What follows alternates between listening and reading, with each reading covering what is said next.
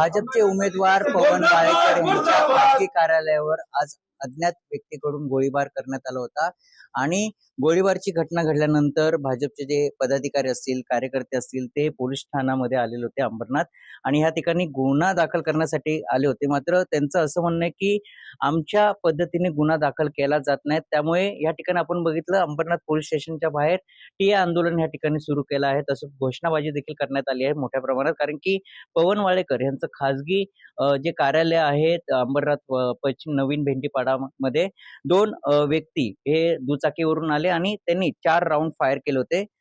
संदर्भात बोलण्यासाठी आपल्यासोबत नरेंद्र पवार आहेत. सर, काय सांगाल? हे आंदोलन करतं 12 वाजता गुन्हा झाला आणि गुन्हा पण कोणता? फायरिंगचा. 2 अज्ञात दिवसाम आले, फायरिंग केले त्यांनी आणि त्याच्या अगोदर देखील कार्यालयावरती हल्ला करण्याचा प्रयत्न झाला होता. तेव्हा देखील गुन्हा दाखल केला गेला नाही आणि आता देखील गुन्हा दाखल केल्यावरती फिर्याद ही त्यांच्याप्रमाणे फिर्याद करा म्हणतात.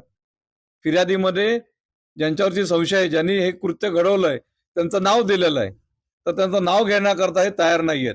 म्हणून त्याकरताच आम्ही या ठिकाणी आम्ही जोपर्यंत फिर्यादी नीट आमची घेतली जात नाही तोपर्यंत आम्ही इथून उठणार नाही. आपल्यासोबत गुलाबराव करुंजुले देखील आहेत. सर, भाजपचे उमेदवार आहेत, त्यांच्या कार्यालयावर असा हल्ला होतोय. 2 दिवस बाकी आहेत निवडणुकीसाठी आणि असा गोळीबार होतोय. वास्तविक पाहता फिर्याद ही फिर्यादीच्या मनाप्रमाणे जी असेल जो सांगतोय तशी घेतली पाहिजे.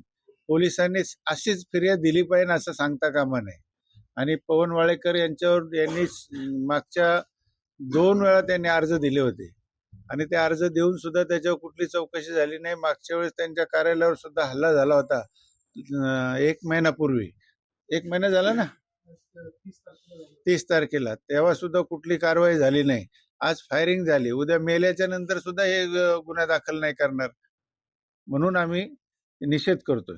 या संदर्भात बोलण्यासाठी भाजपचे उमेदवार पवन वाळेकर देखील आपल्यासोबत आहेत. काय सांगाल? कधीची घटना आहे? किती जण आलेले? 4 राऊंड फायर केलेत आपल्याला? ही 12:15 घटना आहे आणि 2 जण आले होते आणि राऊंड त्यांनी 3 ते 4 राऊंड त्यांनी फायर केलेत.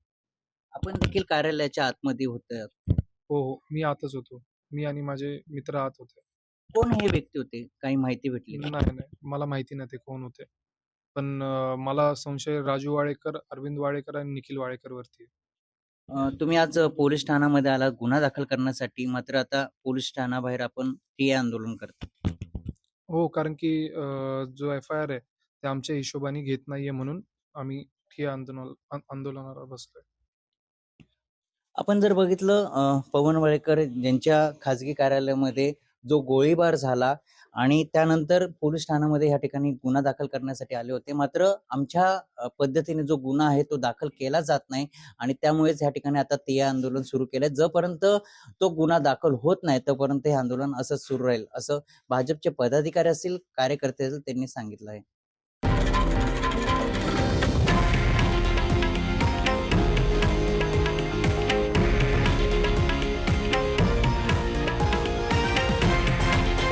हे आहे देशातील नंबर 1 न्यूज नेटवर्क आणि आपण पाहत आहात TV9 मराठी, एकमेव.